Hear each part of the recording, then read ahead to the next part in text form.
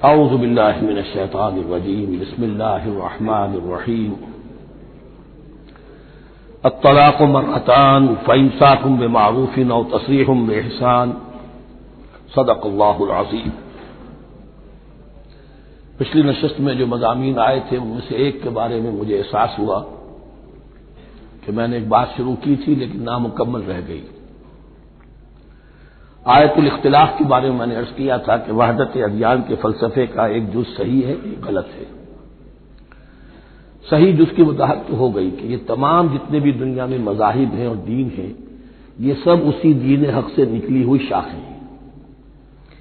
دین حق سے پگڈنڈیاں موڑی ہیں، صراط مستقیم سے پگڈنڈی موڑی ہے، کوئی بہت دور نکل گئی اور اس کا یوں سمجھیے کہ پہچانی ہوئی صورت بھی پہچانی نہیں جاتی، اتنی دور ہو گئی کہ اس کا دین حق کے ساتھ اب کوئی رشتہ نظر ہی نہیں آتا۔ کچھ اتنے دور نہیں ہوئے، قدرے قریب رہے، لیکن سب کی بنیاد ایک ہے۔ ظاہر بات ہے کہ حضرت آدم کی نسل سے بات شروع ہوئی ہے، حضرت آدم کی اولاد ایک ہی امت تھی، یہ تفرقے جو بھی ہوئے بعد میں ہوئے ہیں۔ تو وحدت ادیان اس اعتبار سے صحیح ہے کہ دنیا میں تمام ادیان، تمام نظام، تمام مذاہب جو ہیں وہ در حقیقت ایک ہی دین حق کی بگڑی ہوئی شکلیں ہیں، بدلی ہوئی شکلیں ہیں، لیکن اسی سے نکلی ہوئی شاخیں ہیں جنہوں نے شکلیں اپنی بدل لی ہیں۔ غلط حصہ یہ کہ اب جو یہ سب کچھ موجود ہے ان کو ایک کہنا یہ جہالت ہے۔ اب ان کو ظاہر بات ہے کہ ان کی شکلیں اتنی ہو چکی ہیں مختلف ایک دوسرے سے، اور اتنی ان میں تحریفات ہو چکی ہیں، اتنا تغیر و تبدل ہو چکا ہے کہ اب ان کو ایک کہنا موجودہ شکل میں یہ در حقیقت فتنہ ہے اور جہالت ہے۔ دوسری بات جو آخری مضمون آیا تھا 28ویں رکوع میں، دیکھیے اس کی ایک تمہید ہے، وہ سمجھ لیجئے۔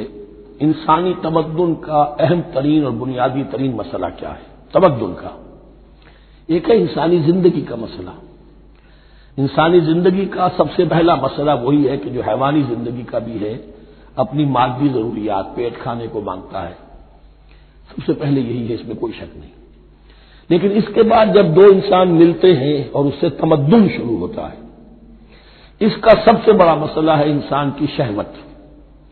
اللہ نے دو جنسیں بنا دی ہیں، مرد ہیں عورت ہیں، اور ان دونوں کے درمیان تعلق سے نسل آگے چلتی ہے۔ اب اس معاملے کو کیسے ہارنس کیا جائے، کیسے منظم کیا جائے، یہ جذبہ بہت پوٹنٹ ہے۔ جو فرائڈ نے کہا ہے، بس وہ یوں سمجھیے کہ ذرا زیادہ مرچ مسالہ لگا دیا، ورنہ اس میں کوئی شک نہیں کہ یہ بہت ہی پوٹنٹ جذبہ ہے انسان کا۔ انسٹنکٹ جو ہے، سیکس کا انسٹنکٹ، وہ بہت مضبوط ہے، بہت قوی ہے۔ لیکن جو شے جتنی قوی ہو اتنا ہی اسے پھر، جو گھوڑا جتنا منہ زور ہو اتنا ہی اس کو لگام دینا جو ہے وہ آسان نہیں ہوتا، اس کے لیے پھر مشقت کرنی پڑتی ہے۔ تو اب اگر تو اس سیکس کو اوپن کر دیا جاتا، کھلا سیکس، فری سیکس، آج کل یہ لفظ استعمال ہوتا ہے، فری سیکس، کیوس ہوتا، تمدن میں فساد ہو جاتا۔ اس کے لیے شادی کا معاملہ کہ ایک عورت کا ایک مرد کے ساتھ رشتہ رہے، سب کو معلوم ہو کہ یہ اس کی بیوی ہے، یہ اس کا شوہر ہے، تاکہ اس طریقے سے نسب کا معاملہ بھی چلے اور ایک خاندانی ادارہ وجود میں آئے۔ ورنہ تو خاندانی ادارہ بس کیسے وجود میں آئے گا؟ فری سیکس میں تو خاندانی ادارہ وجود میں آ ہی نہیں سکتا۔ تو شادی کا، نکاح کا یہ رشتہ جو ہے یہ اللہ تعالیٰ نے اختیار کیا اور یہ انسانوں کو سکھایا۔ اب اس میں مرد اور عورت کیا بالکل برابر ہیں؟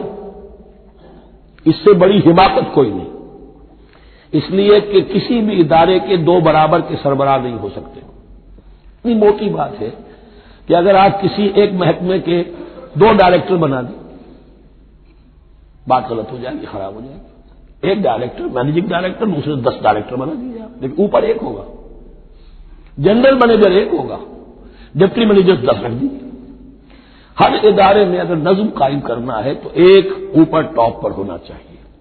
لہذا جب ایک مرد اور ایک عورت، مرد اور عورت انسان ہونے کے ناطے بالکل برابر ہیں، ایک ہی باپ کے نطفے سے بیٹا بھی ہے، بیٹی بھی ہے، ایک ہی ماں کے رحم میں بھائی نے بھی پرورش پائی ہے اور بہن نے بھی، اس اعتبار سے وہ برابر ہیں۔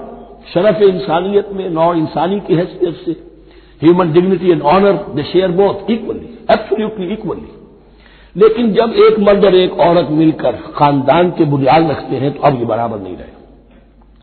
جیسے انسان سب برابر ہے، لیکن چپڑاسی اور افسر برابر نہیں ہے، اس کے کچھ اور اختیارات ہیں، اس کے کچھ اور اختیارات ہیں، اس کے کچھ اور فرائض ہیں، اس کے کچھ اور فرائض ہیں۔ اس طریقے سے اس رشتے کے معاملے میں اور یہ بھی نوٹ کر لیجئے کہ یہی وجہ اس قدر تفصیل کے ساتھ سب سے پہلے احکام قرآن میں دیے جا رہے ہیں اسی آئلی قوانین کے متعلق. لیکن تمدن کی جڑ بنیاد یہ ہے، یہاں سے خاندان بنتا ہے، اور خاندانوں کے اجتماع کا نام معاشرہ ہے. خاندان کا نظام، اب ہمارا پاکستانی جو معاشرہ ہے، اگر ہماری 14 کروڑ تعداد ہے اس وقت، 7 افراد ایک خاندان کے اگر آپ شمار کر لیں تو آپ سمجھیے اتنے خاندان ہماری دنیا میں اس وقت موجود ہیں. 2 کروڑ خاندان ہیں، ان خاندانوں پر مشتمل ہے. خاندان کا ادارہ مستحکم ہوگا، معاشرہ مستحکم ہو جائے گا. خاندان کے ادارے میں صلاح ہوگی، فلاح ہوگی، معاشرے میں صلاح و فلاح آئے گی. وہاں فتور ہوگا، فساد ہوگا، بے چینی ہوگی، ظلم ہوگا، ناانصافی ہوگی، وہاں کنفلکٹس ہوں گے، میاں اور بیوی میں جھگڑے ہو رہے ہوں گے تو اولاد کی پھر وہاں تربیت صحیح نہیں ہو سکتی، ان کی تربیت میں منفی چیزیں شامل ہو جائیں گی. تو یہ ساری چیزیں جس کی وجہ سے بڑی تفصیل سے قرآن مجید میں احکام دیے گئے ہیں آئلی قوانین. ان میں جہاں تک یہ معاملات ہے، طلاق کا معاملہ ہے، اس میں برابر نہیں ہے. شادی کرنے میں عورت کو بھی حق ہے، وہ شادی سے انکار کر دے، جبر نہیں کیا جا سکتا. ایک مرتبہ وہ نکاح میں آ گئی ہے تو اب شوہر کا پلڑا بھاری ہے. شوہر اسے طلاق دے سکتا ہے، اگر ظلم کے ساتھ دے گا اللہ کے ہاں جواب دہی کرے گا اور پکڑ ہو جائے گی، لیکن اختیار ہے. وہ خود طلاق نہیں دے سکتی، البتہ طلاق حاصل کر سکتی ہے خلا جسے ہم کہتے ہیں. وہ عدالت کے ذریعے سے، بڑوں کے ذریعے سے، رشتہ داروں کے ذریعے سے خلا کرے، لیکن طلاق دینے کا حق اس کو برابر نہیں ہے مرد کی طرح. اسی طرح اگر ایک طلاق دی تھی مرد نے اور اب یہ عدت پوری نہیں ہوئی ہے، وہ بہون تو ہن احق برد، اب وہ کہے تجھے طلاق دے دیا، میں تیرے گھر میں بسنے کو تیار نہیں ہوں. نہیں، اختیار مرد کا ہے. عدت کے اندر 3 مہینے کے اندر وہ اس کو واپس لے سکتا ہے، اس کو طلاق رجعی کہتے ہیں. یہ تمام چیزیں ایسی ہیں کہ بہرحال خواتین کو اچھی نہیں لگتی. اور آج کی دنیا میں تو جو یہ مرد و عورت کی مساوات کا سلسلہ ہے، یہ شیطان کا سب سے بڑا فلسفہ اور معاشرے میں فساد اور گندگی پیدا کرنے کا اس کا سب سے بڑا ہتھیار ہے. اور اب جو کچھ رہی صحیح اقدار ہماری ایشیا کے ممالک جو ہیں، زیادہ تر مسلمان ممالک ہیں، ان میں خاندانی نظام کی جو بچی کھچی شکل رہ گئی ہے اس کو برباد کرنے کے لیے یہ قاہرہ کانفرنس اور بیجنگ کانفرنس، اس ایشیا کا گھیراؤ دونوں طرف سے، مشرق سے اور مغرب سے، کہ عورت کو آزاد کرو، عورت کو اٹھاؤ، ایمینسیپیشن کے نام پر، آزادی کے نام پر، اور مردوں عورت کی مساوات کے نام پر، تاکہ خاندانی نظام ٹوٹ کر رہ جائے جیسے کہ ان کے ہاں ٹوٹ چکا ہے. خاندانی نظام نے، یہ کلنٹن صاحب نے کہا تھا اپنے سال 9 کے میسج میں کہ عنقریب ہماری قوم، امریکن نیشن، بہت جلد اس کی اکثریت حرامزادوں پر مشتمل ہوگی. Born out of wedlock, وہ کسی شادی کے نکاح کے نتیجے میں کوئی وجود میں نہیں آئے، زنا کے نتیجے میں وجود آئی ہوئی قوم ہوگی. 1 پیرنٹ فیملی رہ گئی ہے، ماں ہی باپ ہے اور وہی ماں ہے، اور وہ دونوں وہ جانتے ہی نہیں. اب وہاں بڑی ایک مہم اٹھ رہی ہے کہ ہر انسان کا حق ہے کہ اسے معلوم ہو کہ میرا باپ کون ہے. وہاں تو بہت سے لوگ پتہ ہی باپ کون ہے میرا کیا پتہ. یہ تباہی ہے جو اس معاشرے پر آ چکی ہے، اور ہمارے ہاں بھی لوگ اسی معاشرے کی نقالی پر چل رہے ہیں. اور یہ نظریہ مساوات مرد و زن جو ہے یہ بہت ہی یوں سمجھیے کہ تابناک اور بہت اچھے الفاظ کے ساتھ سامنے آ رہا ہے. البتہ اس کا دوسرا رخ بھی ہے. اسلام نے عورت کو جو حقوق دیے ہیں بدقسمتی سے ہم مسلمانوں نے وہ بھی ان کو نہیں دیے. اس کی وجہ یہ ہے کہ ہمارے اوپر ہمارا ہانٹ کر رہا ہے ہمارا ہندوانہ پس منظر. ہندوؤں کے معاشرے میں عورت کی کوئی حیثیت نہیں، نہ اس کی وراثت کا حق ہے، نہ وہ بیوہ ہو جائے تو جینے کا حق تھا اس کو، وہ تو پھر ستی ہو جانا چاہیے اس کے لیے تو زندگی کا حق بھی نہیں ہے. وراثت تو بہت دور کی بات رہی، کوئی پراپرٹی کا کوئی سوال نہیں، کسی طرح کی کوئی حیثیت نہیں، کوئی لیگل اینٹی نہیں. لیکن ہم مسلمان تو ہو گئے، ہمارے آباء و اجداد، تربیت ہوئی نہیں، لہذا ہمارے اوپر وہی تصورات ہیں. عورت کو جو ہے پاؤں کی جوتی کی طرح سمجھنا. یہ جو کچھ ہم کر رہے ہیں ان کے جائز حقوق بھی انہیں نہیں دیتے. اس کے نتیجے میں ہم جو مغرب کا ہم پر حملہ ہے اس کو مؤثر کرنے میں گویا ہم مدد دے رہے ہیں. اگر ہم اپنی خواتین کو وہ حقوق نہیں دیں گے، اگر ان کے لیے جو اللہ نے جو مقرر کیا ہے وہ انہیں نہیں دیا جائے گا، تو ظاہر بات ہے کہ رد عمل میں پھر جو یہ نعرے ہیں اور بڑے خوشنما جو دعوت اٹھتی ہے وہ لازماً انہیں کھینچ کر لے جائے گی. تو اس طرف بھی خیال رکھیے. اور ہمارے ہاں دیندار گھرانوں میں خاص طور پر یہ بات ہوتی ہے، اس کو سمجھنا چاہیے کہ عورتوں کے کیا حقوق ہیں، ان کی دلجوئی کتنی کرنی چاہیے. حضور نے کیا فرمایا ہے؟ خیرکم خیرکم لأہلہ وانا خیر لأہلی، خیر منکم لأہلی. تم میں سے بہترین لوگ وہ جو اپنے گھر والوں کے لیے اچھے ہوں. بہترین لوگ وہ ہیں. ان کے حقوق کا لحاظ ہو، ان کے ساتھ سلوک ہو، ان کی دلجوئی ہو، ان کے احساسات کا بھی پاس کیا جائے۔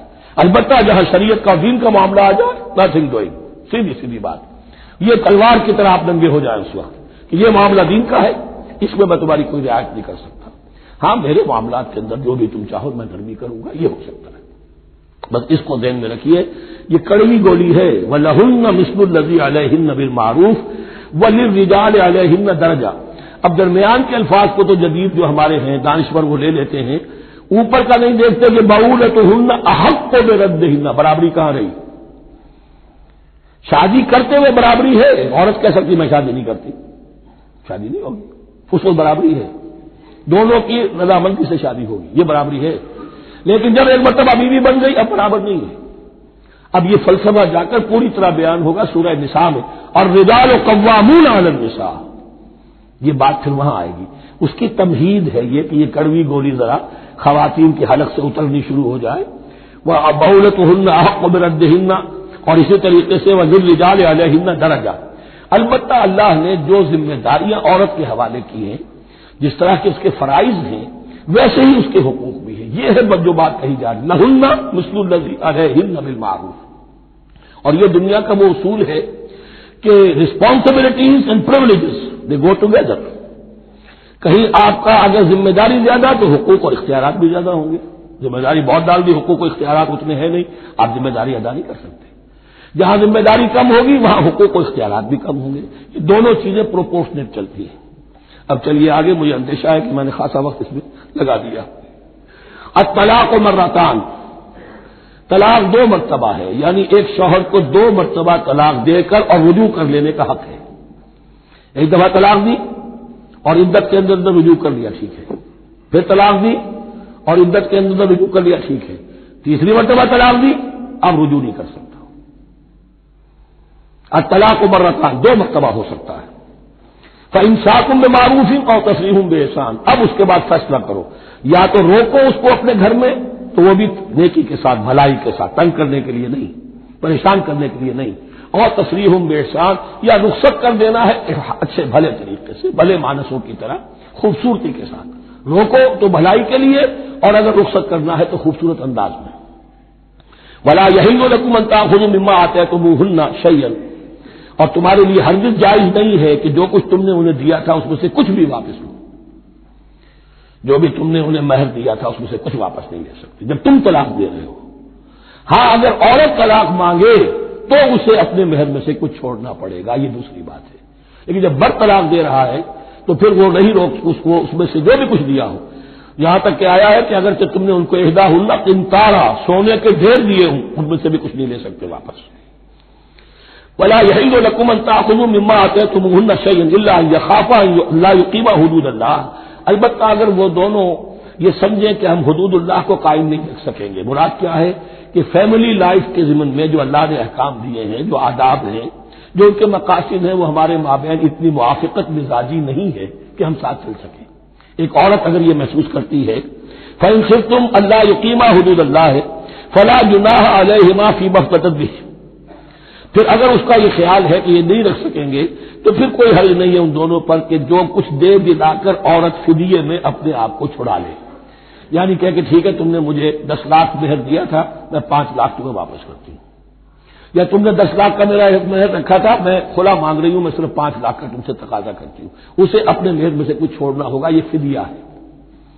تلک حدود اللہ فلا تعتدوها، یہ اللہ کے حدود ہیں، ان سے تجاوز مت کرو۔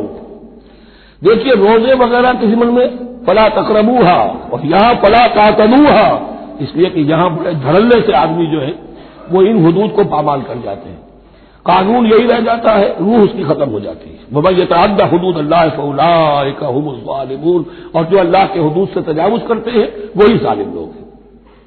فَإِن طَلَّقَهَا، اب اگر تیسری مرتبہ طلاق دے دی، اور طلاق مرتان تو ہو چکا، اس کے بارے میں سارے احکام آ گئے، لیکن اب اگر دے دی مراد ہے تیسری مرتبہ، فَإِن طَلَّقَهَا فَلَا تَحِلُّ لَهُ مِن بَعْدِ حَتَّىٰ تَنكِحَ زَوْجًا غَيْرَهُ، تو اب وہ اس کے لیے جائز نہیں ہوگی جب تک کہ وہ عورت کسی اور شوہر سے شادی نہ کرے، اس کو حلالہ کہتے ہیں۔ لیکن یہ حلالہ کروانا یا کرنا اور کسی کے ساتھ یہ معاہدہ کرنا تم شادی کر لو پھر طلاق دے دینا، اس پر لعنت فرمائی ہے، حضور نے لعنت فرمائی ہے۔ اور ہمارے ہاں علم میں آتی ہے، یہ بات سننے میں آتی ہے کہ بہت سے علماء نے اس کو دھندا بنا رکھا ہے۔ حلالہ مولوی مشہور ہیں مختلف شہروں کے اندر، فَإِن طَلَّقَهَا فَلَا تَحِلُّ لَهُ مِن بَعْدُ حَتَّىٰ تَنكِحَ زَوْجًا غَيْرَهُ فَإِن طَلَّقَهَا، پھر اگر وہ بھی دوسری شادی کی دوسری جگہ پر، اس عورت نے اس شوہر سے بھی نہیں بنی، اس نے بھی طلاق دے دی، فَلَا جُنَاحَ عَلَيْهِمَا أَن يَتَرَاجَعَا، تو اب کوئی گناہ نہیں ہوگا ان دونوں پر کہ وہ رجوع کر لے، پہلے سابق شوہر سے شادی کر لے۔ یعنی عورت کو شاید عقل آ گئی ہو، کوئی اسی کی زیادتی تھی کہ پہلے شوہر کے ہاں بس نہیں سکی، اب دوسری مرتبہ کا تجربہ ہو گیا تو اس کے کان ہو گیا کہ کوئی غلطی میری ہی ہے، اب شاید دوبارہ وہ اپنے شوہر کی طرف، سابقہ شوہر کی طرف رجوع کرنا چاہے تو اس کی اجازت ہے۔ ان ظنا یقیما حدود اللہ، اگر ان کو یہ یقین ہو کہ وہ اللہ کے حدود کی پاسداری کر سکیں گے، اللہ کے حدود جو ہے احکام شریعت، ان کو بہرحال مد نظر رکھنا ہے اور فائق رکھنا ہے۔ وَتِلْكَ حُدُودُ اللَّهِ يُبَيِّنُهَا لِقَوْمٍ يَعْلَمُونَ، اور یہ وہ حدود ہیں اللہ کے جن کو وہ واضح کر رہا ہے، کھول کھول کر بیان کر رہا ہے ان لوگوں کے لیے کہ جو علم حاصل کرنا چاہیں۔ ترجمہ یہ ہوتا ہے عام طور پر جنہیں علم حاصل ہے، اصل میں کسی وقت فعل کو طلب فعل کے معنی میں استعمال کیا جاتا ہے عربی زبان میں، یعلمون جو جاننا چاہیں، جن کے اندر طلب ہے علم کی۔ وَإِذَا طَلَّقْتُمُ النِّسَاءَ فَبَلَغْنَ أَجَلَهُنَّ، تو جب تم لوگ اپنی بیویوں کو طلاق دو اور پھر وہ اپنی عدت پوری کر لیں، فَأَمْسِكُوهُنَّ بِمَعْرُوفٍ أَوْ سَرِّحُوهُنَّ بِمَعْرُوفٍ، تو اب چاہو تو روکو انہیں لیکن معروف طریقے سے، اور چاہو تو انہیں رخصت کر دو وہ بھی اچھے طریقے پر۔ وَلَا تُمْسِكُوهُنَّ ضِرَارًا لِتَعْتَدُوا، اور دیکھو ایسا نہ کرو کہ تم روکو انہیں تنگ کرنے کے لیے۔ اچھا ذرا اس کی میں اور خبر لوں گا رجوع کر کے، ذرا اگر تو طلاق ہو گئی تو آزاد ہو جائے گی، غصہ اتنا چڑھا ہوا ہے کہ ابھی وہ غصہ ٹھنڈا نہیں ہوا ہے، رجوع کر رہا ہے اس لیے کہ اسے اور پریشان کرو، اسے اور تکلیفیں پہنچاؤ۔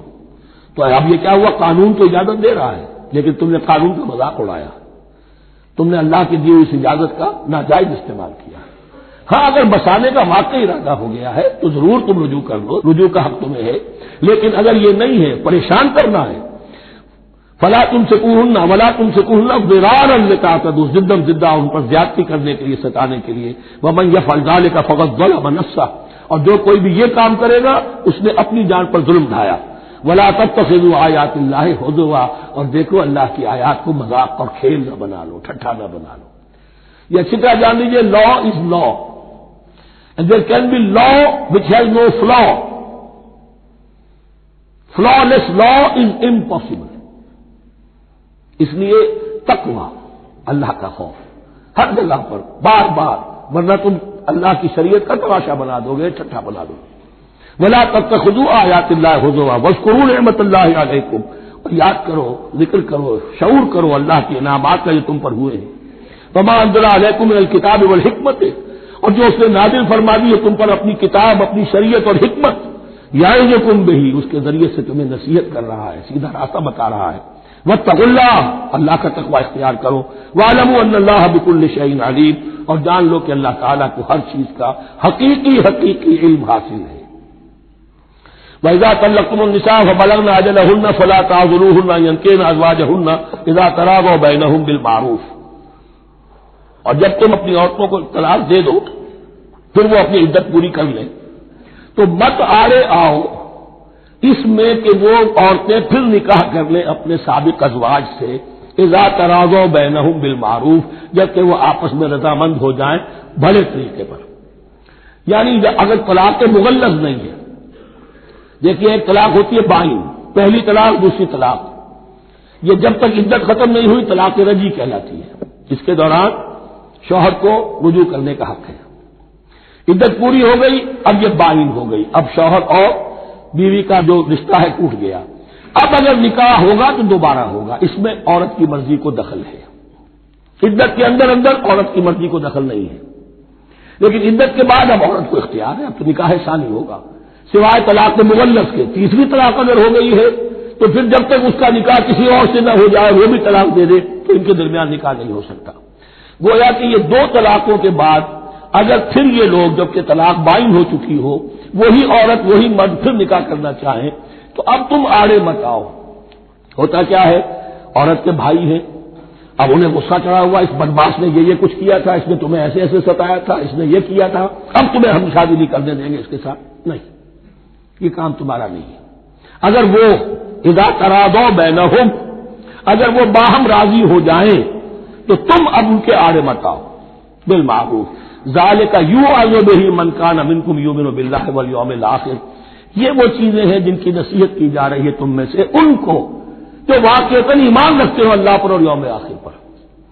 ان کے اندر ایمان ہی نہیں ہے، ان کے لیے یہ سارا جو ہے بحث کے آگے بیر بجائے جاؤ کیا حاصل ہے، وہ تو پھر اس کو کوئی فائدہ نہیں پہنچے گا۔ ذالک یوعظ بہ من کان منکم یؤمن باللہ والیوم الآخر ذالکم ازکی لکم واطہر، یہ طریقے جو ہیں تمہارے لیے زیادہ پاک ہیں، زیادہ عمدہ ہیں۔ واللہ یعلم وانتم لا تعلمون، اللہ جانتا ہے تم نہیں جانتے۔ اپنی عقل کو مقدم نہ رکھو، یہ اللہ کا علم ہے، اسی نے عورت کو بنایا، اسی نے مرد کو بنایا، اسے مرد بھی عزیز ہے، عورت بھی عزیز ہے۔ الخلق عیال اللہ، حضور نے فرمایا تمام مخلوق اللہ کے کنبے کے مانند ہے۔ اللہ کو تو اپنا ہر انسان مرد ہو یا عورت ہو محبوب ہے، پسندیدہ ہے، اس کی تخلیق ہے، اس کا شاہکار ہے، لیکن یہ کہ وہ جانتا ہے کہ عورت کے کیا حقوق ہونے چاہیے، مرد کے کیا ہونے چاہیے، لہذا واللہ یعلم وانتم لا تعلمون والوالدات یرضعن اولادہن حولین کاملین، اور والداؤں کے لیے، ماؤں کے لیے ضروری ہے کہ وہ اپنی اولاد کو 2 سال دودھ پلائیں پورا، اور یہ خاص طور پر یہاں تذکرہ ہو رہا ہے جب طلاق کا مسئلہ ہو۔ اب طلاق ہو گئی، شوہر تو علیحدہ ہو گیا، شوہر کہتا ہے بھائی میرا بچہ تو میرا ہے، قانوناً تو اولاد شوہر کی ہوتی ہے، لیکن تم اسے دودھ پلاؤ، تو 2 سال تک وہ عورت انکار نہیں کر سکتی، دودھ پلائے گی۔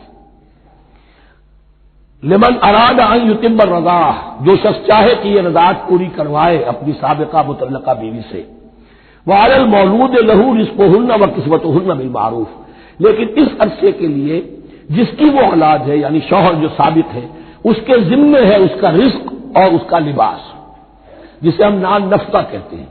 2 سال اگر اس نے دودھ پلانا ہے اس ماں نے، مطلقہ ماں نے اپنے طلاق دینے والے شوہر کے بیٹے کو یا بیٹی کو، تو اب اس عرصے کے دوران اس کا نان نفقہ اس کے ذمے ہے، باپ کے ذمے ہے، بالمعروف، بڑے طریقے سے، یعنی یہ کہ ایسا نہ ہو کہ ہے تو کروڑ پتی لیکن اب وہ اس کو بیوی کو مطلقہ کو وہ دینا چاہے نان نفقہ اپنی خادماؤں کی طرح کا، نہیں، وہ ہونا چاہیے معروف طریقے پر۔ لا تکلف نفس الا وسعها، کسی پر ذمہ داری نہیں ڈالی جاتی مگر اس کی وسعت کے مطابق۔ لا تضار والدۃ بولدها، نہ تو تکلیف پہنچائی جائے والدہ کو اپنے بچے کی وجہ سے، ولا مولود لہ بولدہ، نہ جس کا وہ اولاد ہے، جس کا وہ بیٹا یا بیٹی ہے باپ، نہ اس کو تکلیف پہنچائی جائے۔ کوئی لا ضرر ولا ضرار، حضور کی حدیث ہے، دونوں کے ساتھ منصفانہ سلوک کیا جائے۔ وعلی الوارث مثل ذلک، اب فرض کیجیے وہ شخص جو تھا طلاق دینے والا وہ تو مر گیا، تو وارث کے ذمے، اس کا جو وارث ہے اس کے ذمے نان نفقہ رہے گا، اس کے اپنے مرحوم والد کی اگر اولاد اس کی کسی متعلقہ بیوی کے پاس ہے 2 سال تک دودھ پلانے کے لیے۔ فإن ارادا فصالا، اب یہ بھی ہو سکتا ہے کہ وہ دونوں جو ہے کہے کہ سب میں تو دودھ نہیں پلاتی، یا یہ کہ وہ شوہر کیا ہے ان تراض منہما، دونوں راضی ہو جائیں کہ میں دودھ نہیں پلواتی، دودھ چھڑوا دیجیے، وتشاور، آپس میں رضامندی اور مشورے سے، فلا جناح علیہما، اس میں بھی کوئی حرج نہیں۔ اگر دودھ چھڑوانا چاہیں، وہ کسی اور سے دودھ پلوانا چاہتے ہیں، کوئی دایا رکھ لی ہے اس سے دودھ پلوانا چاہتا ہے، ٹھیک ہے، لیکن ہونا چاہیے جبر نہ ہو، ماں پر جبر نہ ہو۔ ان تراض منہما، دونوں کی رضامندی سے، وتشاور، اور مشورے سے، فلا جناح علیہما، تو پھر ان دونوں پر کوئی حرج نہیں ہے۔ اذا سلمتم ما آتیتم بالمعروف، جب کہ تم اس کی ماں کو وہ سب کچھ دے دو جس کا کہ تم نے اسے وعدہ کیا تھا۔ یہ نہ ہو کہ نان نفقے کو بچانے کے لیے اب تم کہو درمیان میں کہ چھوڑو جی مجھے تو سستی عورت مل رہی ہے دودھ پلا سکتی ہے، نہیں۔ وَإِنْ أَرَدتُّمْ أَن تَسْتَرْضِعُوا أَوْلَادَكُمْ فَلَا جُنَاحَ عَلَيْكُمْ، اگر تم چاہو کسی اور سے اب دودھ پلوانا، رضاعت کروانا، تو اس میں بھی کوئی حرج نہیں۔ فَلَا جُنَاحَ عَلَيْكُمْ إِذَا سَلَّمْتُمْ مَا آتَيْتُمْ بِالْمَعْرُوفِ، جبکہ ان کی ماں، اس کی ماں کو تم دے چکو جو کچھ کہ تم نے طے کیا تھا معروف اور بھلے طریقے پر۔ واتقوا اللہ، اور اللہ کا تقوی اختیار کرو۔ واعلموا ان اللہ بما تعملون بصیر، اور جان لو کہ جو کچھ تم کر رہے ہو اللہ اسے دیکھ رہا ہے۔ والذین یتوفون منکم ویذرون ازواجا، اور وہ کہ جو تم میں سے وفات پا جائیں اور وہ چھوڑ جائیں بیویاں، یتربصن بانفسہن، اب یہ عدت جو تھی ایک تھی طلاق کی عدت، وہ 3 ماہواریاں آ جانا، 3 مہینے کا اندازہ، اور ایک ہے جو فوت ہو گیا، اور بیوہ کی عدت کیا ہے؟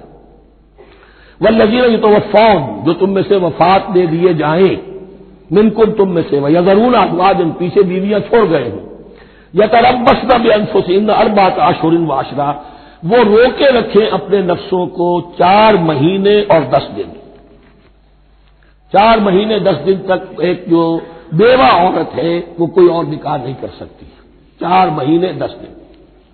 فَإِذَا بَلَغْنَ أَجَلَهُنَّ، اور جب وہ اپنی اس مدت تک پہنچ جائیں، یعنی پوری ہو گئی مدت عدت کی، فَلَا جُنَاحَ عَلَيْكُمْ فِي مَا فَعَلْنَ فِي أَنفُسِهِنَّ، تو تم پر کوئی گناہ نہیں ہے اس معاملے میں جو وہ اپنے بارے میں کرے۔ اب وہ آزاد ہے، نکاح کر سکتی ہے۔ اب تم روکنا چاہو، ہماری ناک کٹ جائے گی، یہ بیوہ بیٹھ نہیں سکی، اس سے رہا نہیں گیا، نہیں، غلط بات، تمہارا کوئی اختیار نہیں۔ لا جناح علیکم فیما فعلن فی انفسہن بالمعروف، کرے دیکھ طریقے سے، بھلے طریقے سے، شریعت کے مطابق، قواعد شریعت کے مطابق، تو تمہارا اختیار نہیں ہے کہ روکو۔ واللہ بما تعملون خبیر، اور جو کچھ تم کر رہے ہو اللہ اس سے باخبر ہے۔ ولا جناح علیکم فیما عرضتم به من خطبۃ النساء واکننتم فی انفسکم، اب یہ انہی بیواؤں کا ذکر ہو رہا ہے، تم پر کوئی حرج نہیں ہے کہ جو تم اشارے میں کوئی بات اور پیغام دینا چاہو کسی بیوہ کو، اشارے کنائے میں، لیکن یہ کہ اس میں عدت کے دوران نکاح تو نہیں ہو سکتا، اشارے کنائے میں یہ کچھ بات کہی جا سکتی ہے کہ مجھے دلچسپی ہے، شاید میں کوئی بھی طریقہ اختیار کیا جائے۔ او اکننتم فی انفسکم، یا اپنے دلوں میں چھپائے رکھو، تو اللہ کو کوئی اعتراض نہیں۔ اس میں یہ کہ ظاہر بات ہے کہ ایک آدمی علم اللہ انکم ستذکرونہن، اللہ کے علم میں ہے تمہیں ان کا خیال تو آئے گا ہی، آخر یہ عورت تھی، بیوہ ہو گئی ہے، اب میں اسے شادی کر سکتا ہوں، آپ کو رغبت ہے اس کی طرف نکاح کی، تو اب کوئی آدمی سوچے میرے دل میں خیال آ رہا ہے بیوہ کے بارے میں، میں تو گناہ گار ہو گیا، میرا دل گناہ گار ہو گیا، نہیں، یہ قانون فطرت ہے۔ علم اللہ انکم ستذکرونہن، اللہ کے علم میں ہے ان کا خیال تو تمہیں آئے گا ہی۔ ولکن لا تواعدوہن سرا، لیکن ایسا نہ کرو کہ ان سے معاہدہ کر لو خفیہ خفیہ، طے ہو جائے، بات پکی ہو جائے، سرا الا ان تقولوا قولا معروفا، سوائے اس کے کہ کوئی معروف بات کہہ دی جائے جس سے انہیں اشارہ مل جائے، بس۔ ولا تعزموا عقدۃ النکاح حتی یبلغ الکتاب اجلہ، اور مت باندھو گراہ نکاح کی جب تک کہ قانون شریعت اپنی مدت پوری نہ کر لے، یعنی عدت جب تک پوری نہ ہو جائے۔ اب یہاں دیکھیے حتی یبلغ الکتاب، کتاب سے مراد شریعت، قانون شریعت، کتاب سے مراد یہاں کیا ہے کہ جو بھی قانون آ چکا ہے کتاب کے اندر، 4 مہینے 10 دن کے بعد نکاح اس سے پہلے نہیں ہوگا۔ وَاعْلَمُوا أَنَّ اللَّهَ يَعْلَمُ مَا فِي أَنفُسِكُمْ فَاحْذَرُوهُ، اور جان لو کہ اللہ خوب جانتا ہے جو تمہارے دلوں میں ہے، بس اس سے ڈرو، اس کی پکڑ سے بچو۔ وَاعْلَمُوا أَنَّ اللَّهَ غَفُورٌ حَلِيمٌ، اور یہ بھی جان لو اللہ غفور بھی ہے، بخشنے والا بھی ہے، وہ خطا ہو گئی ہے، استغفار کرو، توبہ کرو، اللہ معاف فرمائے گا۔ اور حلیم ہے، وہ فوراً نہیں پکڑتا بلکہ ڈھیل دیتا ہے، مہلت دیتا ہے، اگر چاہو تو تم توبہ کر لو۔ لا جناح علیکم ان طلقتم النساء ما لم تمسوهن او تفرضوا لهن فریضہ، تم پر کوئی گناہ نہیں ہے کہ تم ایسی بیویوں کو طلاق دے دو کہ جن کو نہ تو تم نے اب تک چھوا ہو اور نہ ان کے لیے مہر مقرر کیا ہو۔ یہ ہو جاتا تھا نکاح جو ہے بچپن میں بھی کر دیے جاتے تھے، لیکن ابھی کوئی نوبت نہیں آئی ہے، نکاح تو ہو گیا لیکن نہ کوئی مہر مقرر ہوا ہے نہ کوئی ان کی ملاقات ہوئی ہے، تو اگر ایسا کرو گے تو تم طلاق دے سکتے ہو۔ وَمَتِّعُوهُنَّ، لیکن شرافت کا تقاضا یہ ہے کہ جو لڑکی تم سے منسوب رہی ہے، اب اگر وہ رشتہ توڑ رہے ہو تو اسے کچھ دے دلا کر، اسے کچھ نہ کچھ متاع، کچھ سامان دنیاوی دے کر۔ مَتِّعُوهُنَّ عَلَى الْمُوسِعِ قَدَرُهُ وَعَلَى الْمُقْتِرِ قَدَرُهُ، جو وسعت والا ہے، اس کو کشائش حاصل ہے، غنی ہے، وہ اپنی حیثیت کے مطابق، اور جو تندرست ہے وہ اپنی حیثیت کے مطابق۔ متاع بالمعروف، اور یہ ساز و سامان دینا جو ہے یہ بھی بڑے انداز میں ہو، ایسا نہ ہو جو خیرات دی جا رہی ہو۔ حقاً علی المحسنین، یہ حق ہے محسنین پر، یہ سمجھے کہ ہم پر اللہ تعالیٰ کی طرف سے عائد کردہ یہ ذمہ داری ہے۔ وَإِن طَلَّقْتُمُوهُنَّ مِن قَبْلِ أَن تَمَسُّوهُنَّ وَقَدْ فَرَضْتُمْ لَهُنَّ فَرِيضَةً، اور اگر دوسری شکل یہ ہے کہ تم نے طلاق دی ایسی بیوی کو کہ جس کو تم نے چھوا تو نہیں ہے لیکن مہر مقرر ہو چکا تھا. فنصف ما فرضتم، تو اب آدھا مہر جو ہے جو تم نے فرض کیا تھا، جو طے کیا تھا، اس کا آدھا تو تمہیں دینا ہی دینا ہے. الا یعفونا، الا یہ کہ وہ معاف کر دیں، ہمیں آدھا بھی نہیں چاہیے، یا چلیے ہمیں چوتھائی دے دیجیے. اور یعفو الذی بیدہ عقدۃ النکاح، یا وہ اس کے اندر جو ہے سخاوت سے کام لے کہ جس کے ہاتھ میں نکاح کی گرا ہے. گرا تو مرد کے ہاتھ میں، وہ کھول سکتا ہے، عورت طلاق دے نہیں سکتی. لہذا کیوں نہ ایسا کرو کہ تم پورا ہی مہر دے دو. فرمایا وان تعفو، اگر تم درگزر کرو اور زیادہ دو، اقرب للتقوی، یہ تقوی سے قریب تر ہے.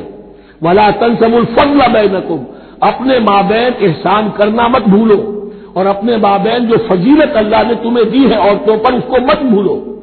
تمہارا پھر ایٹیچیوڈ بھی ایسا ہونا چاہیے کہ تم اپنے بڑے ہونے کے حساب سے ان کے ساتھ نرمی کرو، ان کو زیادہ دو، ان کو جتنا بھی مہر مقرر کیا تھا اس سے بھی زیادہ دے دلا کے رخصت کرو. قانون میں تو صرف مہر ہوگا، البتہ قانون یہی ہے کہ اگر انہیں چھوا نہیں ہے، مقاربت نہیں ہوئی ہے، لیکن یہ کہ مہر مقرر ہو چکا تھا تو آدھا مہر تو لازماً دینا ہے. آدھا بھی یہ چھوڑ سکتی ہے عورت، لیکن تمہارے لیے بہتر ہے کہ تم پورا دو یا اور زیادہ دو. ان اللہ بما تعملون بصیر، یقیناً جو کچھ تم کر رہے ہو اللہ دیکھ رہا ہے. حافظوا علی الصلوات والصلاۃ الوسطی، محافظت کرو پوری طرح، چوکس ہو کر، چوکنے ہو کر تمام نمازوں کی، اور خاص طور پر صلاۃ وسطی کی. یعنی بار بار جو آ رہا ہے جان لو اللہ جانتا ہے، جان لو اللہ دیکھ رہا ہے، جو کچھ تم کر رہے ہو اللہ کی نگاہ میں ہے، جو کچھ تم کر رہے ہو اللہ باخبر ہے. یہ سارا کچھ جو ہے یہ اللہ کی یاد ذہن میں برقرار رکھنے کے لیے تمہیں نماز دی گئی ہے. 5 وقتہ تم حاضر ہو، دنیا کے کاروبار سے نکلو اور آ کر پھر عہد اللہ سے اپنا جو ہے، یہ جو حفیظ کا ایک شعر ہے، آؤ سجدے میں گرے لوح جبین تازہ کرے، سرکشی نے کر دیے دھندلے نقوش بندگی. آؤ سجدے میں گرے لوح جبین تازہ کرے. یہاں پر جو ہمارا بندگی کا نقش تھا سرکشی کی وجہ سے وہ دھندلے ہو گئے. سرکشی نے کر دیے دھندلے نقوش بندگی، آؤ سجدے میں گرے لوح جبین تازہ کریں، کہ پھر اس پر اللہ تعالیٰ کے ساتھ جو عہد کیا ہے ایاک نعبد و ایاک نستعین اسے پھر تازہ کریں. حافظوا علی الصلوات والصلاۃ الوسطی، صلاۃ وسطی کے بارے میں بہت سے اقوال ہیں، لیکن عام طور پر اس سے مراد عصر کی نماز لی گئی ہے. دن میں 2 نمازیں اس سے پہلے ہیں، فجر ہے، ظہر ہے، 2 پھر بعد میں ہے، مغرب ہے، عشاء ہے. وقوموا للہ قانتین، اور کھڑے ہوا کرو اللہ کے سامنے پورے ادب کے ساتھ. یعنی ایک تو رکوع ہے جس میں جھکنا ہے، سجدہ ہے جھکنے کی انتہا ہے، قیام بھی قنوت کے ساتھ ہو، معلوم ہو کہ ایک بندہ اپنے آقا کے سامنے کھڑا ہے. اس کے کھڑے ہونے کے انداز میں بھی معلوم ہو کہ تواضع ہے، عجز. فَإِنْ خِفْتُمْ فَرِجَالًا أَوْ رُكْبَانًا، اور اگر تم خوف کی حالت میں ہو تو چاہے پیادہ چلتے ہوئے، سفر کرتے ہوئے، دشمن پیچھا کر رہا ہے، آپ کہیں جا رہے ہیں تو چاہے اب رکیں گے نماز پڑھیں گے تو وہ تعاقب میں قریب آ جائے گا، تو رجالن چلتے ہوئے، یا کہیں جلدی جانا ہے اور وہاں پر ابھی فوری طور پر حملہ کرنا ہے تو اس میں یہ ہے کہ جنگ کی حالت میں یہ رعایتیں ہیں. چلتے ہوئے اور رکبانہ یا سوار ہونے کی حالت میں بھی نماز پڑھی جا سکتی ہے. فَإِذَا أَمِنْتُمْ، لیکن پھر جب امن میں ہو جاؤ، فاذكروا اللَّهَ كَمَا عَلَّمَكُمْ، پھر اللہ کو یاد کرو جیسے کہ تمہیں اس نے سکھایا ہے. کس نے سکھایا ہے؟ محمد الرسول اللہ نے. صلو کما رأیتمونی اصلی، نماز پڑھو جیسے کہ تم مجھے دیکھتے ہو میں نماز پڑھتا ہوں. وہ ہے اللہ کا سکھایا ہوا. اس لیے کہ یہ بھی ثابت ہے روایات سے کہ حضرت جبرائیل نے آ کر حضور کو نماز پڑھائی ہے. 2 دن پڑھائی ہے. ایک دن 5 نمازیں اول وقت میں پڑھائی، دوسرے دن 5 نمازیں آخری وقت میں پڑھائی، اور بتا دیا کہ ان نمازوں کا وقت ان اوقات کے دوران ہے. تو معلم جو ہے حضور کے نماز کے معاملے میں حضرت جبرائیل ہے، اور اب حضور جو ہے پوری امت کے لیے معلم ہے. فَإِذَا أَمِنْتُمْ فَاذْكُرُوا اللَّهَ كَمَا عَلَّمَكُم مَّا لَمْ تَكُونُوا تَعْلَمُونَ، جو کچھ تم نہیں جانتے تھے اللہ نے تمہیں سکھایا ہے. وَالَّذِينَ يَتَوَفَّوْنَ مِنكُمْ وَيَذَرُونَ أَزْوَاجًا، اور پھر دوبارہ لوٹ کر معاملہ آ رہا ہے بیواؤں کا، اور جو لوگ تم میں سے وفات دے دیے جائیں اور وہ چھوڑ جائیں پیچھے بیویاں، وصیۃ لازواجہم متاع الی الحول غیر اخراج، تو اپنی بیویوں کے لیے وصیت لازمن کریں 1 سال تک کے لیے نان نفقے کی، اور بغیر اس کے کہ انہیں گھروں سے نکالا جائے. اب یوں سمجھیے اس کو، ایک شخص فوت ہوا، 4 بیویاں ہیں، ایک کے ہاں اولاد تھی، بیٹا تو اسی کا ہے، باقی تین تو اس کی جو ہیں سوتیلی مائیں ہیں۔ ایک ماں کو تو وہ اپنی ماں سمجھ کر اس کی خدمت کرے گا، باقی تین کو لائبلٹی سمجھے گا۔ تو فرمایا ایسا نہ ہو کہ فوراً نکال دو کہ جاؤ اپنا راستہ لو، جس سے تمہاری شادی تھی وہ گیا۔ 1 سال کے لیے انہیں گھر سے نہ نکالا جائے اور ان کا دان نفقہ دیا جائے۔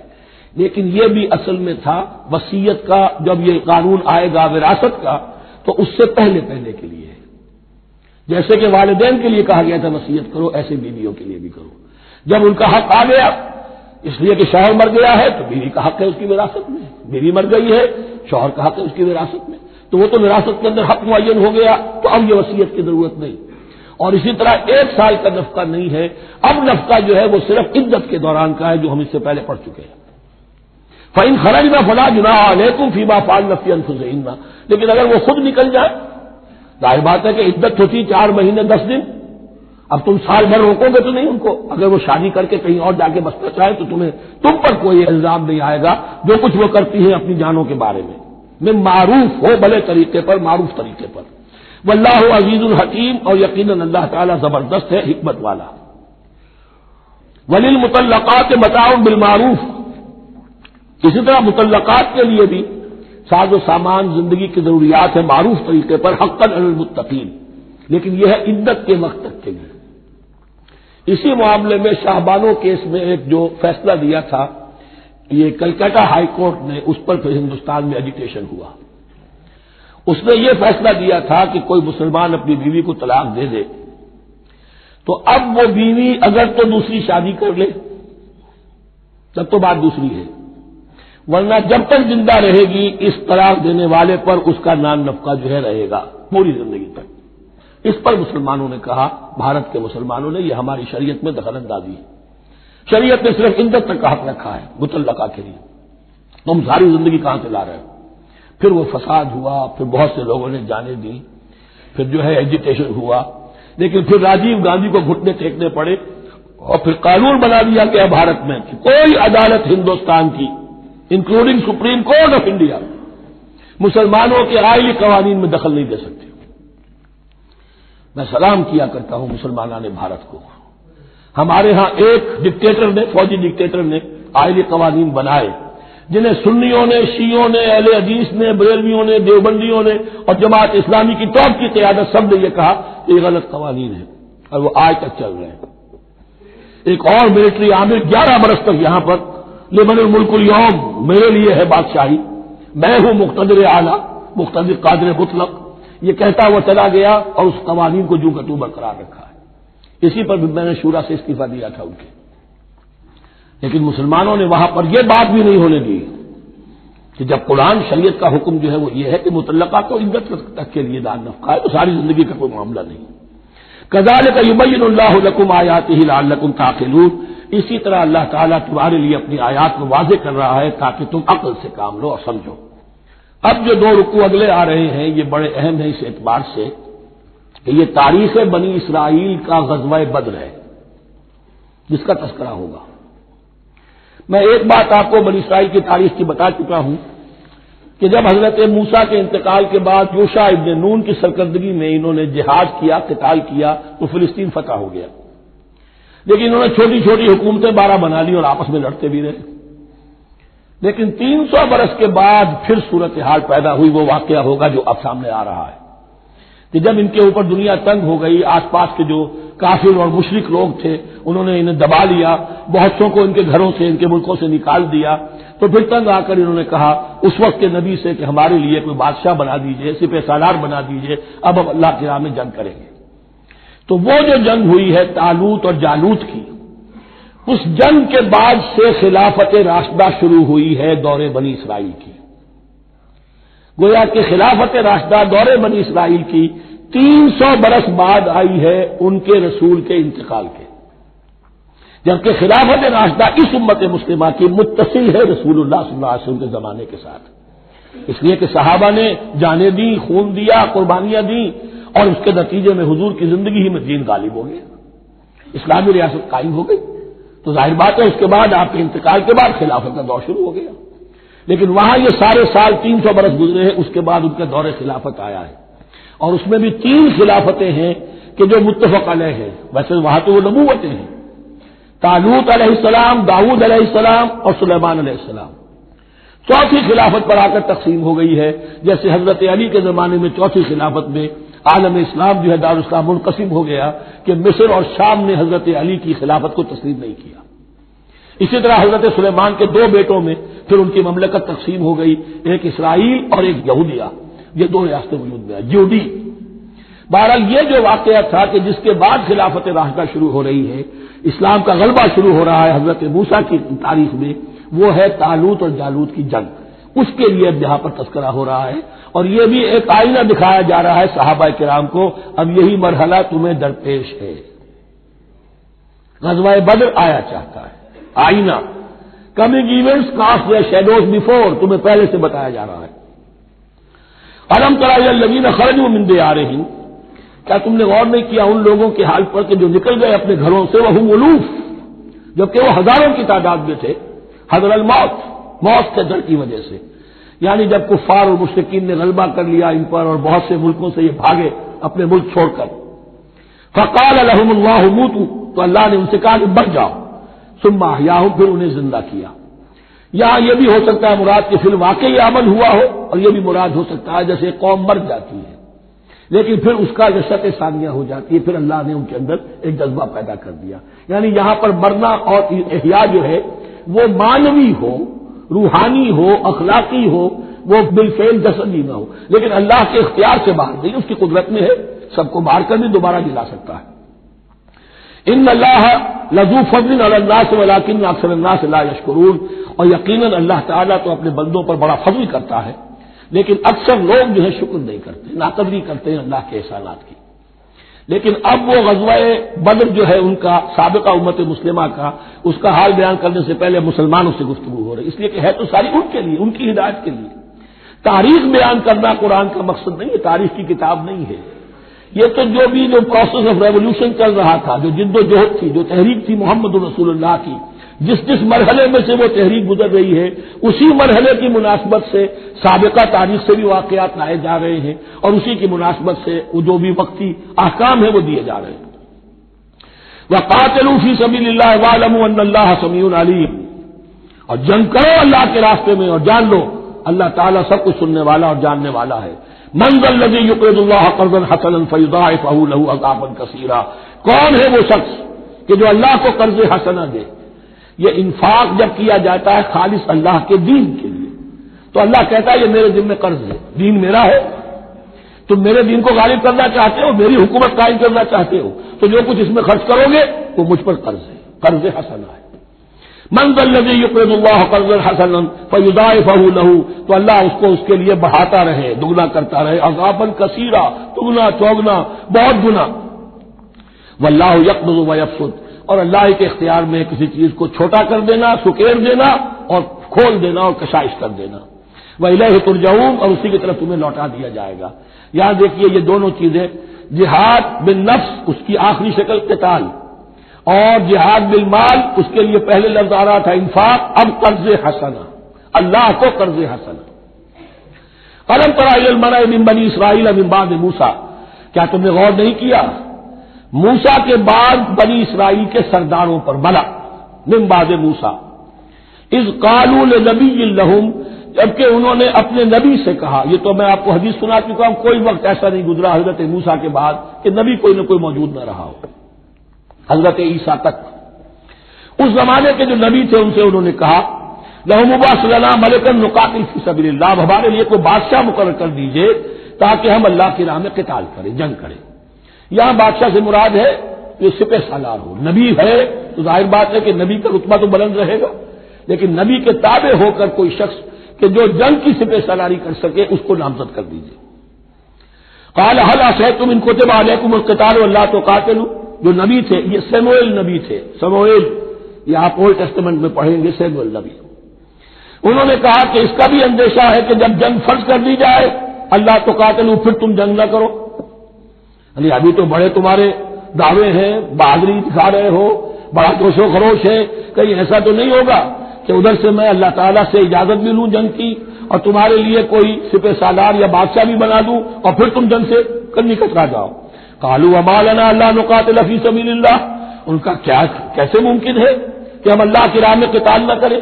وقد اخرجنا من دیارنا وابنائنا، جبکہ ہمیں نکال دیا گیا ہے ہمارے گھروں سے اور ملکوں سے اور اپنے بیٹوں سے، یعنی ان کی اولاد کو تو انہوں نے غلام بنا لیا، ان کی عورتوں کو بالیاں بنایا، اب یہ تو نکلے ہوئے ہیں اپنے ملکوں سے خوف سے بھاگے ہوئے۔ فلما كتب عليهم القتال، تو جب ان پر وہ جنگ فرض کر دی گئی، تولوا الا قليلا منهم، تو پیٹھ پھیر گئے سب کے سب سوائے کچھ لوگوں کے۔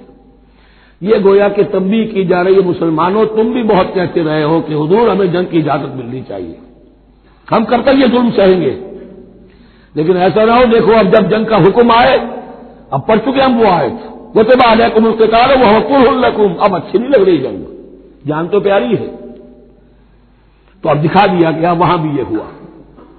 واللہ علیم بالظالمین، اور اللہ ایسے ظالموں سے خوب باخبر ہے۔ وقال لهم نبیہم، اور ان سے کہا ان کے نبی نے، ان اللہ قد بعث لكم طالوت ملکا، تمہارے لیے اللہ تعالیٰ نے طالوت کو بادشاہ مقرر کیا ہے۔ ان کا نام تورات میں آیا ہے سول یا ساؤل، SAUL۔ اب یہ سمجھ میں نہیں آتا، ہو سکتا ہے کہ اصل نام ساؤل ہو، لیکن چونکہ وہ بہت قداور تھے، طول قداور، اس لیے ان کا ایک صفاتی نام ہو طالوت۔ قرآن مجید نے صفاتی نام دیا ہے کہ وہ بہت قداور تھے۔ قالوا اللہ یکون لہ الملک علینا، اب انہوں نے کہا کیسے ہو سکتا ہے کہ اسے بادشاہت ملے ہمارے اوپر، ونحن احق بالملک منہ، ہمیں زیادہ حق حاصل ہے اس کے مقابلے میں کہ ہمیں بادشاہی دی جائے۔ ولم یؤت سعۃ من المال، وہ تو مفلس ہے، اسے تو اللہ نے کوئی زیادہ دولت دی نہیں ہے، کیونکہ ان کے معیار تو یہی تھے، جو دولت مند ہے وہی صاحب عزت ہے۔ قال ان اللہ اصطفاہ علیکم، اب نبی نے کہا اب جو چاہو کہو، اللہ نے اس کو چن لیا ہے تم پر، یہ فیصلہ ہو چکا، اللہ کا فیصلہ ہے، ڈیوائن ججمنٹ ہے، ڈیوائن ڈیسیجن ہے، کین ناٹ بی ریووکڈ۔ وزادہ بسطۃ فی العلم والجسم، اور اسے کشادگی عطا کی ہے علم اور جسم دونوں چیزوں میں، قداور ہے، طاقتور ہے، اور اسی طریقے سے علم اور فہم دیا ہے۔ تم دولت دیکھتے ہو، اللہ نے چنا ہے ان دو چیزوں کی بنا پر، جسمانی طاقت، جسمانی قوت، اس دور میں ظاہر بات ہے اس کی بہت ضرورت تھی، اور دوسرے یہ کہ اسے علم دیا ہے، فہم دیا ہے، سمجھ دی ہے، دانش دی ہے۔ واللہ یؤتی ملکہ من یشاء، اور اللہ تعالیٰ جس کو چاہتا ہے اپنی بادشاہت دے دیتا ہے۔ واللہ واسع علیم، اللہ بہت سمائی والا ہے، واسع، اس کی وسعت جو ہے وہ اتھا ہے، اور علیم، اور سب کچھ واسع علیم، جاننے والا ہے، یعنی وہ جس کو جو کچھ دیتا ہے بربنائے علم دیتا ہے، کون اس کا مستحق ہے۔ وقال لهم نبيهم ان آیۃ ملکہ ان یاتیکم التابوت فیہ سکینۃ من ربکم وبقیۃ مما ترک آل موسیٰ وآل ہارون تحملہ الملائکہ، اور ان سے کہا ان کے نبی نے کہ طالوت کی بادشاہت کی ایک نشانی یہ ہوگی کہ وہ صندوق جو تمہارے سے جاتا رہا چھن چکا ہے، جس میں سکینہ ہے، تمہارے لیے تسکین کا سامان ہے تمہارے رب کی طرف سے، اور بقیت مما ترک آل موسیٰ و آل ہارون، اور کچھ تبرکات ہیں جو آل موسیٰ اور آل ہارون کے صندوق میں رکھے ہوئے ہیں، تحملہ الملائکہ، وہ ملائکہ کی تحویل میں ہے۔ اب ان کی بادشاہی کی علامت کے طور پر وہ صندوق تمہارے پاس واپس آ جائے گا۔ اصل میں یہ تابوت سکینہ جو ہے یہ ان کا ایک بڑا لکڑی کا صندوق ہے، اب بھی ہے، ان کا دعویٰ ہے کہ موجود ہے، اور مسجد اقصیٰ کے نیچے جو سرنگ ہے اس میں موجود ہے۔ بعض ذرائع سے فوٹو لے کر بھی انہوں نے ڈاکومنٹری فلم بھی ابھی دکھا دی ہے کہ موجود ہے۔ نبوکدنضر نے جب گرایا تھا 586 قبل مسیح میں، جو حضرت سلیمان کا بنایا ہوا ہیکل تھا، اس کے تہخانے میں وہ رہتا تھا، اور وہیں پر جو ربائی تھے وہاں موجود تھے، ربانیین، تو جب گرایا گیا ہے اس کو ہیکل کو تو اسی میں وہ دب گئے، لیکن وہ چاروں طرف سے جو بھی تہخانہ تھا بند ہو گیا ہوگا، اور وہاں پر ان کی لاشیں بھی ہیں اور تابوت سکینہ بھی ہے۔ لیکن ہوا یہ تھا کہ جب ان کے پڑوسی ملکوں نے انہیں شکستیں دی تو وہ تابوت سکینہ بھی چھین کر لے گئے۔ اب اس میں گویا کہ ان کے لیے بہت بڑی بات تھی کہ ان کے لیے کم سے کم ایک دل کی روحانی تسکین کا سامان تھا۔ ہمارے پاس حضرت موسیٰ کے تبرکات ہیں، عصائے موسیٰ اس میں ہے، رکھا ہوا ہے، اب بھی ہے۔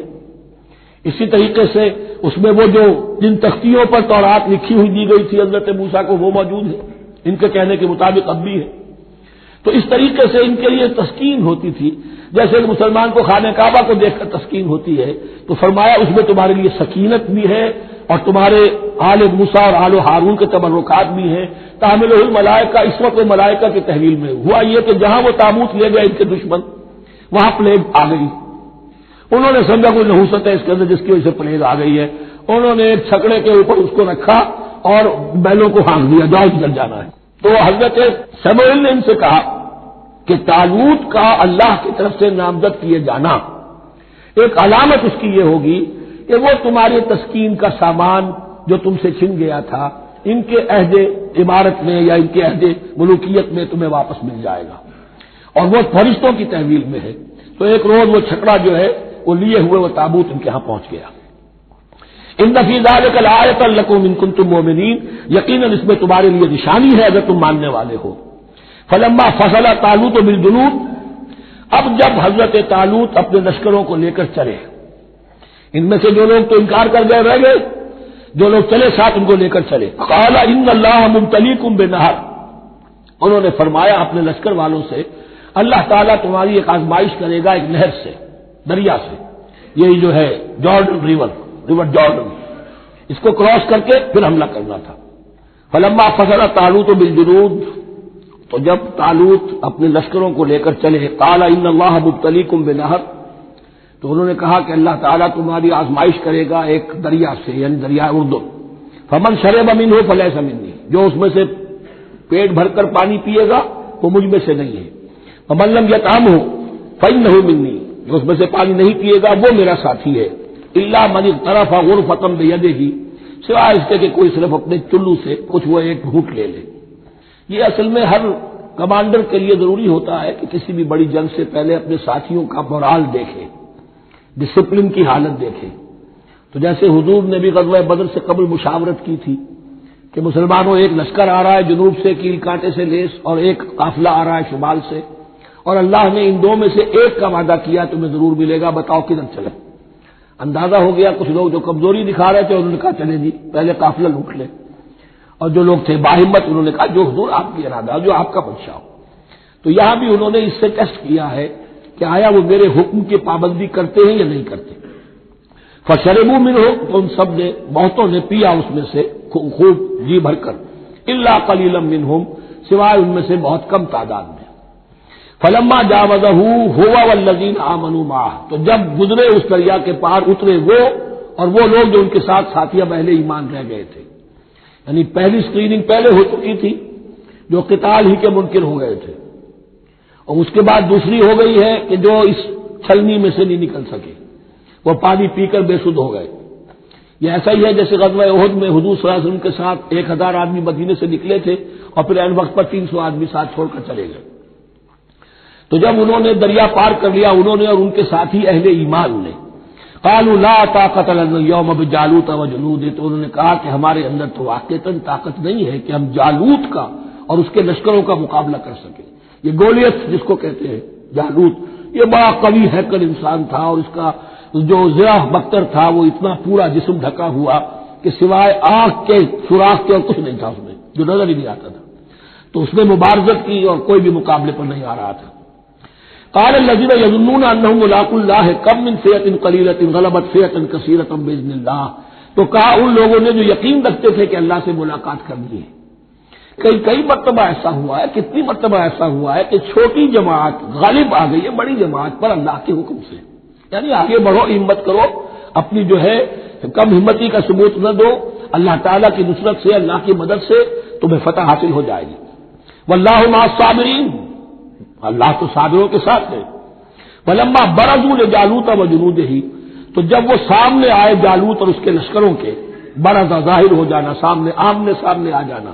اب ادھر ان کا لشکر ہے طالوت علیہ السلام کا اور ادھر وہ جالوت کا لشکر ہے. قالوا، اب انہوں نے دعا کی، ربنا افرغ علینا صبرا، اے اللہ ہم پر صبر اڈھیل دے.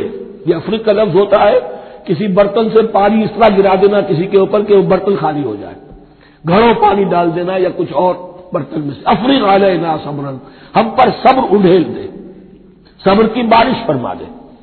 ربنا افرغ علینا صبرا وثبت اقدامنا، اور ہمارے قدموں کو جما دے، وانصرنا علی القوم الکافرین، اور ہماری مدد فرما ان کافروں کے مقابلے میں. یہی دعا گویا کہ تلقین کی جا رہی ہے اہل ایمان کو کہ جب بدر کے موقع پر تمہارا مقابلہ ہوگا تو تمہیں یہ دعا کرنی چاہیے، فَهَزَمُوهُمْ بِإِذْنِ اللَّهِ، تو انہوں نے بھگا دیا ان کو اللہ کے حکم سے، اللہ کے اذن سے، اللہ کی مشیت سے۔ وَقَتَلَ داؤد جالوت، اور قتل کیا جالوت کو داؤد نے۔ یہ داؤد جو ہے تورات سے معلوم ہوتا گڈریے تھے، جنگلوں میں رہتے تھے اپنی بھیڑیں بکریاں لے کر، اور ان کے پاس ایک گوپیا ہوتا تھا، اس گوپیے کے اندر پتھر رکھ کر اس کو گھما کر وہ مارتے تھے، لیکن نشانہ اتنا صحیح تھا کہ اس سے وہ کہتے تھے کہ میں شیروں کے جبڑے توڑ دیتا ہوں۔ جب کبھی شیر آتے ہیں میرے بھیڑوں بکریوں کے گلوں پر حملے کے لیے، تو جب وہ آ گئے اتفاق سے، جب لشکر آمنے سامنے تھے، ادھر جالوت للکار رہا ہے کوئی میرے مقابلے میں، ادھر سب کے سب سہمے کھڑے ہیں، کوئی آگے نہیں نکل رہا۔ یہ حضرت داؤد آ گئے اتفاقاً، کہا معلوم ہوا کیا سچویشن ہے، یہ ہے کہ اچھا ٹھیک ہے، میں اس غیر مختون کا میں معاملہ کرتا ہوں، اس لیے کہ یہ ان کے یہاں سب سے بڑی گالی تھی۔ حضرت ابراہیم کی ملت میں ہے ختنہ، اور یہ جو کفار اور مشرک تھے ان کے یہاں ختنہ نہیں تھی، تو نامختون ہونا ان کے ہاں یہ سب سے بڑی گالی تھی۔ اس نامختون کا پھر جو ہے میں اس کو کیفر کردار تک پہنچاؤں گا، میرے پاس یہ گوپیا ہے اور میں تو شیروں کے جبڑے توڑ دیا کرتا ہوں۔ انہوں نے پھر وہ پتھر رکھ کر اور گھمایا ہے، اور سیدھا وہ آنکھ کے سوراخ سے اس کے بھیجے کے اندر اتر گیا، اور اس طریقے سے قتل داؤد و جالوتا، داؤد نے جالوت کو قتل کیا، اور اللہ تعالیٰ نے پھر ان کو جو براتی عطا کیے، وَآتَاهُ اللَّهُ الْمُلْكَ وَالْحِكْمَةَ وَعَلَّمَهُ مِمَّا يَشَاءُ۔ ایک تو یہ کہ طالوت علیہ السلام نے اپنی بیٹی کا نکاح ان سے کر دیا، داماد ہو گئے، اور پھر انہی کو وارث بنایا، یہ بادشاہ ہوئے۔ اللہ نے ان کو ہی ملک دیا، حکومت دی، بادشاہت دی، اور حکمت بھی دی، نبوت بھی دی، یہ دونوں اعتبارات سے ان کو اللہ تعالیٰ نے سرفراز فرمایا۔ وَعَلَّمَهُ مِمَّا يَشَاءُ، اور پھر اسے سکھایا جو کچھ کہ اللہ نے چاہا۔ وَلَوْلَا دَفْعُ اللَّهِ النَّاسَ بَعْضَهُم بِبَعْضٍ، اور اگر اس طریقے سے اللہ ایک گروہ کو دوسرے کے ذریعے سے دفع نہ کرتا رہے، زمین میں فساد ہوتا ہے تو اللہ تعالیٰ کو شکل ایسی پیدا کرتا ہے کہ کسی اور گروہ کو سامنے لا کر مفسدوں کا خاتمہ کرتا ہے۔ اگر ایسا نہ ہوتا، وَلَوْلَا دَفْعُ اللَّهِ النَّاسَ بَعْضَهُم بِبَعْضٍ لَفَسَدَتِ الْأَرْضُ، تو زمین میں فساد ہی فساد پھیل گیا ہوتا۔ اللہ تعالیٰ نے ان جنگوں کے ذریعے سے ہر بڑا فرعون جو آتا، ہر فرعون راموسا، اللہ تعالیٰ نے کوئی نہ کوئی اس کے لیے علاج تجویز کیا ہوا ہے۔ وَلَوْلَا دَفْعُ اللَّهِ النَّاسَ بَعْضَهُم بِبَعْضٍ لَفَسَدَتِ الْأَرْضُ وَلَٰكِنَّ اللَّهَ ذُو فَضْلٍ عَلَى الْعَالَمِينَ، لیکن اللہ تعالیٰ تو تمام جہانوں پر بڑا فضل کرنے والا ہے۔ تِلْكَ آیاتُ اللَّهِ نَتْلُوهَا عَلَيْكَ بِالْحَقِّ، یہ اللہ کی آیات ہیں جو ہم پڑھ کر آپ کو سنا رہے ہیں حق کے ساتھ۔ یہ قول گویا کہ حضرت جبرائیل کی طرف منسوب ہوگا، یہ اللہ کی آیات ہیں اے مسلمانوں، اے محمد صلی اللہ علیہ وسلم، جو ہم آپ کو سنا رہے ہیں حق کے ساتھ۔ وَإِنَّكَ لَمِنَ الْمُرْسَلِينَ، اور یقیناً اے محمد صلی اللہ علیہ وسلم آپ رسولوں میں سے ہیں۔ تِلْكَ الرُّسُلُ فَضَّلْنَا بَعْضَهُمْ عَلَىٰ بَعْضٍ، ایک بہت اہم قانون بیان ہو رہا ہے، ان رسولوں میں سے ہم نے بعض کو بعض پر فضیلت دی ہے، یہ میں پہلے بیان کر چکا ہوں کل۔ تفریق بین الرسل کفر ہے، تفضیل یہ قرآن سے ثابت ہے، کوئی افضل ہے اور کوئی مفضول ہے، کسی کو کسی اعتبار سے فضیلت ہے، کسی کو کسی اور اعتبار سے فضیلت، جزوی فضیلت ہے، مختلف لوگوں کی ہو سکتی ہے، کلی فضیلت تمام انبیاء اور رسول پر محمد رسول اللہ کو حاصل ہے۔ تِلْكَ الرُّسُلُ فَضَّلْنَا بَعْضَهُمْ عَلَىٰ بَعْضٍ مِّنْهُم مَّن كَلَّمَ اللَّهُ، ان میں سے وہ بھی تھے جن سے اللہ نے کلام فرمایا، حضرت موسیٰ علیہ السلام۔ وَرَفَعَ بَعْضَهُمْ درجات، اور بعضوں کے اور کسی اعتبار سے درجات بڑھا دیے۔ وَآتَيْنَا عِیسیٰ ابْنَ مَرْیَمَ، اور ہم نے عیسیٰ ابن مریم کو البینات بڑے کھلے معجزے دیے، وَأَيَّدْنَاهُ بِرُوحِ الْقُدُسِ، اور ان کی مدد فرمائی حضرت جبرائیل کے ساتھ۔ وَلَوْ شَاءَ اللَّهُ مَا اقْتَتَلَ الَّذِينَ مِن بَعْدِهِم مِن بَعْدِ مَا جَاءَتْهُمُ الْبَيِّنَاتُ، لیکن اللہ چاہتا تو یہ آپس میں نہ لڑتے جھگڑتے، نہ یہودیوں کی آپس میں جنگیں ہوتی، نہ یہودیوں اور نصرانیوں کی ہوتی، نہ نصرانیوں کے فرقے ایک دوسرے سے لڑتے۔ وَلَوْ شَاءَ اللَّهُ مَا اقْتَتَلَ الَّذِينَ مِن بَعْدِهِم مِن بَعْدِ مَا جَاءَتْهُمُ الْبَيِّنَاتُ، اس کے بعد کہ ان کے پاس واضح تعلیمات آ چکی تھی۔ وَلَٰكِنِ اخْتَلَفُوا، لیکن انہوں نے اختلاف کیا۔ فَمِنْهُم مَّنْ آمَنَ وَمِنْهُم مَّنْ كَفَرَ، ان میں وہ بھی ہیں جو ایمان لے آئیں گے اور ان میں وہ بھی ہیں جو کفر پر اڑ گئے ہیں۔ وَلَوْ شَاءَ اللَّهُ مَا اقْتَتَلُوا، اگر اللہ چاہتا ان پر لازم کر دیتا، یعنی جبرن تکوینی طور پر، تو اختلاف نہ کرتے، جھگڑتے نہ۔ وَلَٰكِنَّ اللَّهَ يَفْعَلُ مَا يُرِيدُ، لیکن اللہ تو کرتا ہے جو چاہتا ہے۔ اللہ نے جو دنیا کو اس